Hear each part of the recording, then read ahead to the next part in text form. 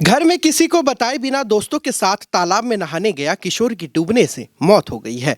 मृतक की पहचान 12 वर्षीय अबीर नंदी के रूप में हुई है। वह फूलबाड़ी 1 नंबर अंचल के शांतिपाड़ा इलाके का रहने वाला था।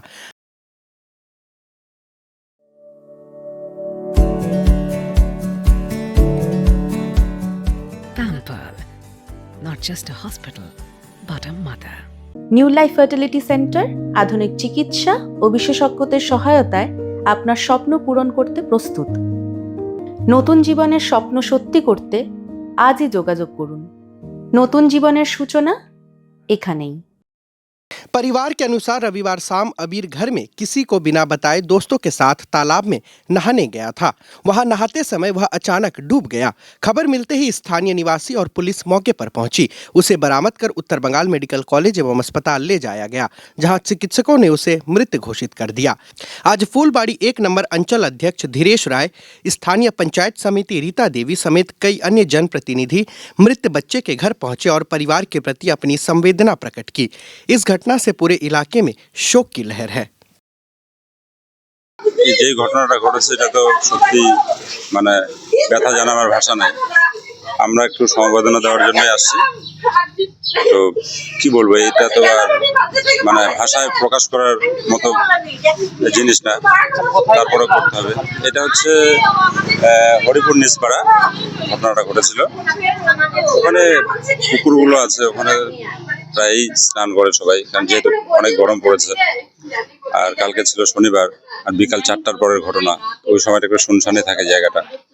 তো বাচ্চারা কিভাবে গেল সেখানে, কেনই বা স্নান করতে নামলো বিকালবেলা, সেটা স্নান করতেই গেছিল।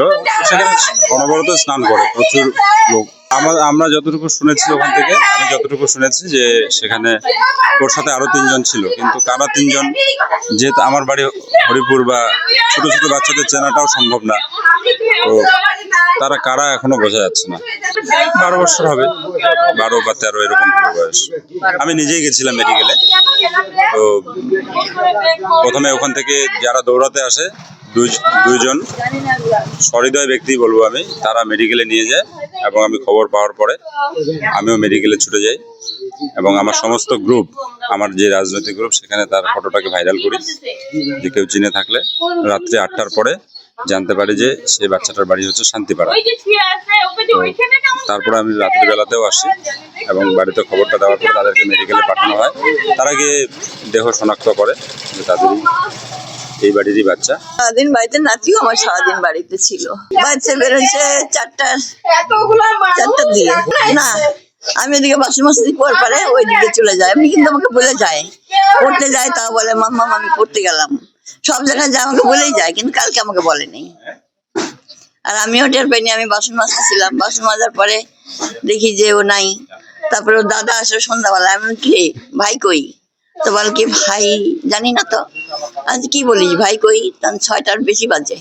তারপরে আমি খুঁজতে পারলাম, বৃষ্টির মধ্যে খুঁজতে পারলাম, খুঁজতে তখন ওর সাথে ওর দোকানে আমরা প্রণব আমার নাতিকে দেখছিস? বল কি না তোমার নাতিকে দেখি নাই। দাঁড়াও তো দিদি, দাঁড়াইলাম একটু। ও তখন মোবাইল খুঁজে বের করলো। চেনো একে? আমি ওটা তখন চিনে আমি চিৎকার, আমি আর থাকতে পারি নাই। তখনই চিৎকার করে আমি বললাম আমি নন্দী, বয়স 11।